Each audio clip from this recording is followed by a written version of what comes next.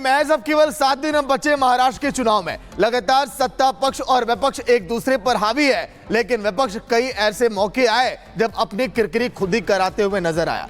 बात अगर हम उद्धव ठाकरे की करें तो पिछले 2 दिनों में जो तस्वीरें सामने आई वो आप भी देखकर हैरान हो जाएंगे। रिपोर्ट आप देखिए।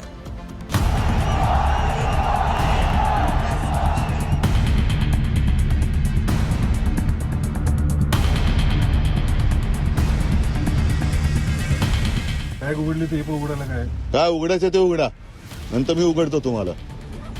पण माझी एक बॅग तपासताना तुम्ही आतापर्यंत मिंद्याची तपासली का, देवेंद्र फडणवीसची तपासली का, अजित पवारची, मोदींची तपासली का, अमित शहाची तपासली? लागू नका।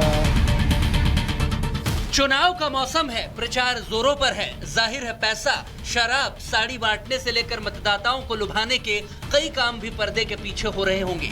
इसी को रोकने के लिए चुनाव आयोग सक्रिय है, लेकिन आयोग की यह सक्रियता महाराष्ट्र के पूर्व मुख्यमंत्री और शिवसेना यूबीटी के अध्यक्ष को रास नहीं आ रही। उद्धव ठाकरे इसीलिए तो चुनाव कर्मियों पर ही बिफर गए। माझा काय तुमच्यावरती राग नाहीये, मला फक्त यांचा एकतर्फी जो कारभार चाललाय, मला जो न्याय तोच मोदींना पण लागला पाहिजे, कारण मोदी पण प्रचाराला येत आहेत। उद्धव ठाकरे इसलिए बैग चेक करने से बौखलाए हुए हैं क्योंकि 24 घंटे में दूसरी बार उनके हेलीकॉप्टर की चेकिंग हुई। मंगलवार को उस्मानाबाद में औसा सीट पर प्रचार करने से पहले और उससे पहले मंगलवार को यवतमाल के वनी एयरपोर्ट पर उनके बैग की भी जांच की गई थी।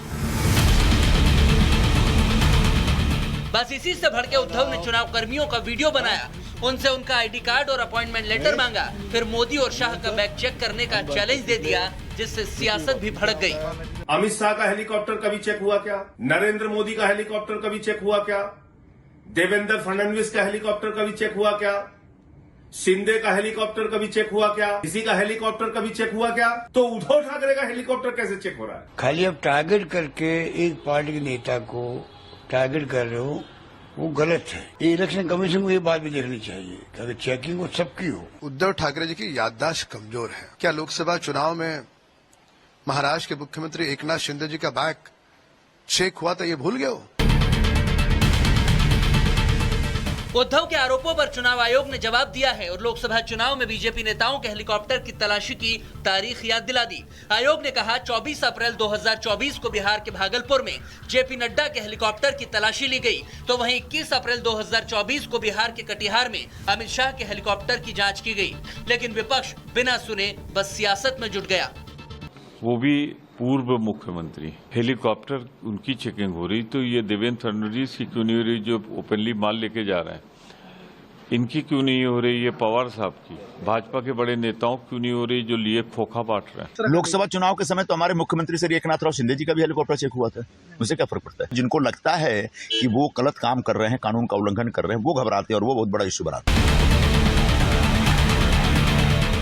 आचार संहिता में जब आयोग को अधिकार है, तो फिर क्या उद्धव ठाकरे कानून से ऊपर हैं जो उनका बैग चेक नहीं हो सकता? आखिर उद्धव इतने बौखलाए हुए क्यों हैं? Bureau report, republic Bharat. Video मी रिलीज करतो, ठीक है, तपासा है।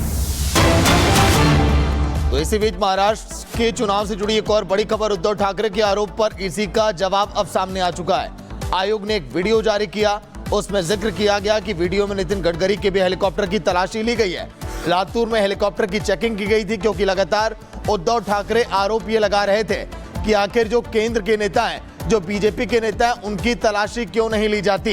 ये देखिए, ये वीडियो भी ये सामने आया है जहां पर नितिन गडकरी के हेलीकॉप्टर की तलाशी ली गई। लातूर की ये तस्वीर है और चेकिंग के दौरान जो वीडियो सामने आया वो भी अब जारी किया गया है आयोग की तरफ से, क्योंकि उद्धव ठाकरे ने जो आरोप लगाया था उसी पर ये इलेक्शन कमीशन का ये जवाब है। लातूर में हेलीकॉप्टर की चेकिंग की गई, उसके बाद ही आगे उसको रवाना किया गया, क्योंकि उद्धव ठाकरे की बात करें, कई अन्य ऐसे नेता हैं महाराष्ट्र के चुनाव में जो ये आरोप लगा रहे हैं कि जब हम कहीं से गुजर रहे हैं या फिर जब हम चेकिंग कर रहे हैं तो वहां पर हमारी तलाशी क्यों?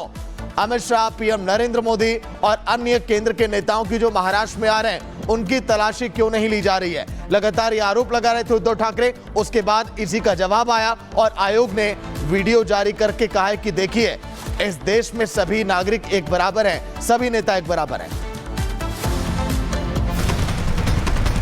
वोट जिहाद का जवाब वोट के धर्म युद्ध से हमको देना है। अरे देवेंद्र, तू अयोध्या की सीट तेरी पार्टी हार गई, कौन सा तेरा जिहाद था वहां पे बोल?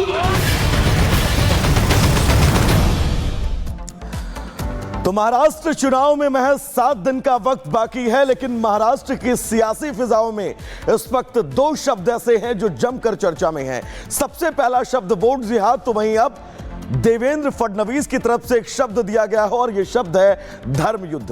दरअसल देवेंद्र फडणवीस ने मंच से इस बात का ऐलान किया है और कहा है वोट जिहाद को चोट देने के लिए सिर्फ और सिर्फ हमें एक ही रास्ता अब अपनाना है और वो है धर्म युद्ध। महाराष्ट्र की इन सियासी फिजाओं में कैसे कैसे बयानवीर और कैसे कैसे बयान सामने आ रहे हैं, इस रिपोर्ट के जरिए आपको विस्तार से बताते हैं।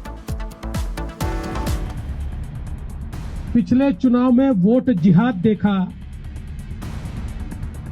लेकिन अब वोट जिहाद का जवाब वोट के धर्म युद्ध से हमको देना है। आज ये बीजेपी का देवेंद्र फडणवीस बोलता है मेरा नाम लेके औरंगाबाद में, सुन ले ओवैसी।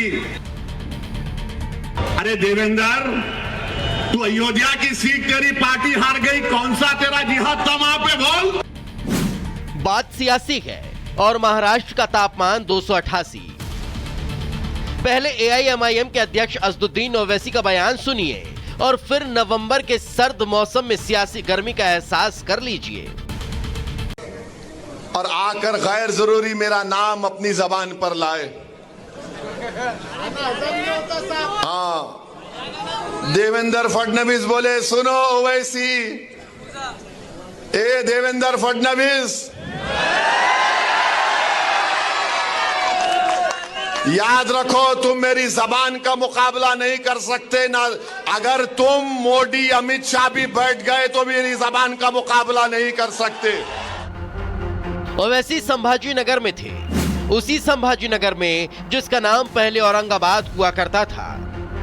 और इस बार संभाजी नगर की लड़ाई आर पार की देखी जा रही है। ऐसा इसलिए भी क्योंकि बीते दिनों में जब देवेंद्र फडणवीस आए थे तो उन्होंने इसी संभाजी नगर में वोट जिहाद का जिक्र किया था और वोट जिहाद का जवाब धर्म युद्ध से देने की बात कही थी। हम लोगों ने पिछले चुनाव में वोट जिहाद देखा। एक प्रकार से उनके सारे धर्मस्थलों के ऊपर बैनर लगे, पोस्टर लगे, कस्में दिलाई गई और लोगों को वोटिंग के लिए बाध्य किया गया और कहा बस एक ही चीज करनी है, मोदी जी को हराना है, ये कहकर एक वोट जिहाद किया गया। हम लोग थोड़े सोए हुए थे, इसलिए कई जगहों पर हम लोगों को मात खानी पड़ी, लेकिन अब वोट जिहाद का जवाब वोट के धर्म युद्ध से हमको देना है और अब कोई भी सोएगा नहीं। औरंगाबाद जो अब संभाजी नगर के, वहां देवेंद्र फडणवीस वोट जिहाद का जवाब धर्म युद्ध से देने की बात कहते हैं तो वैसी जवाब देते हैं। अरे देवेंद्र, तू अयोध्या की सीट तेरी पार्टी हार गई, कौन सा तेरा जिहाद था वहां पे, बोल। कैसा हार गए तुम लोग वहां पे? कौन हराया तुमको वहां पे?